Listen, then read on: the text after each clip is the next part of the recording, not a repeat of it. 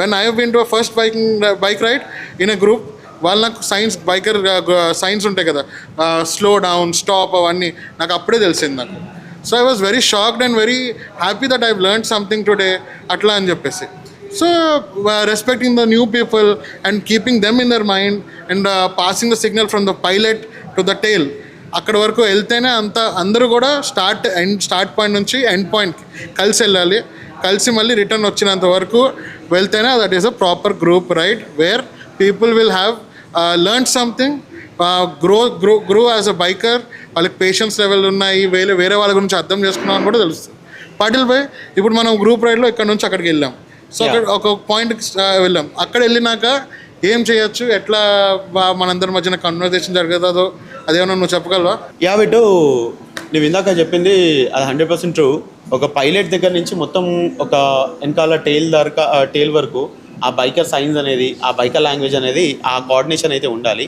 And అక్కడికి వెళ్ళాక ఏం మాట్లాడుకోవచ్చు అని నువ్వు అడిగావు. సో అక్కడికి వెళ్ళాక ఫస్ట్ నేను జనరల్లీ అబ్జర్వ్ చేసింది లైక్ అంటే ఇప్పుడు I have 400cc bike, someone have 600cc bike. ఇప్పుడు వాళ్ళు ఏంటంటే చాలామంది ఎట్లా చేస్తున్నారంటే వాళ్ళ బైక్ గురించి వాళ్ళే అంటే ఆ కేటగిరీలో మాట్లాడుకుంటారు. నో, అది కాదు. మీరు ఇంకా ఎక్స్ప్లోర్ చేయండి. అక్కడికి వెళ్ళాక చాలా స్టోరీస్ ఉన్నాయి. ఇప్పుడు నేను ఎక్కువ టూరింగ్ చేస్తూ ఉంటా, క్యాంపింగ్ చేస్తూ ఉంటా. అండ్ ఫెబిన్ అతని బైక్ చాలా బ్యూటిఫుల్గా, చాలా మోడ్స్ ఉన్నాయి విత్ లైట్స్. లైక్ నేను ఎక్కడ అట్లాంటి లైట్స్ తోటి అంత బ్యూటిఫుల్గా మోడ్ చేసింది నేను ఎక్కడ చూడలేదు. So you have different experience. చాలామంది చాలా ఎక్స్పీరియన్స్ ఉంటాయి. Go talk with others. ఆ బ్రదర్హుడ్ అనేది పెంచుకోవచ్చు. ఇట్లాంటి దానివల్ల ఈ స్టోరీస్ తెలుసుకోవడం వల్ల, ఎక్స్పీరియన్స్ షేర్ చేసుకోవడం వల్ల కూడా సో ఆ కమ్యూనిటీ అనేది బిల్ట్ అయ్యేది అండ్ నాలెడ్జ్ కూడా పెరుగుతుంది.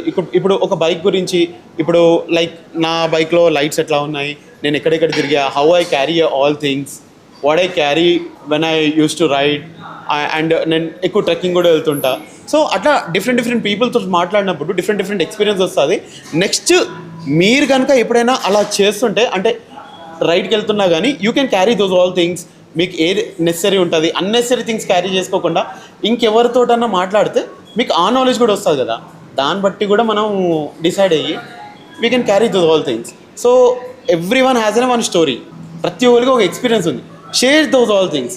బైక్ గురించి, వాళ్ళ ఎక్స్పీరియన్సెస్ లైక్ బైకింగ్ ఎక్స్పీరియన్స్ గురించి, ట్రావెల్ ఎక్స్పీరియన్స్ గురించి చాలా అంటే చాలా మాట్లాడుకోవచ్చు. జనరల్ నాకు అడిగితే మాత్రం నేను ఎక్కువగా క్యాంపింగ్ అండ్ ట్రావెలింగ్ అనే చెప్తాను. Why because I use to do those all. And trekking ఇవే నేను ఎక్కువ చేస్తుంటా కాబట్టి దాని గురించి అయితే నేను ఎక్కువగా చెప్పగలుగుతాను. సో ఇలా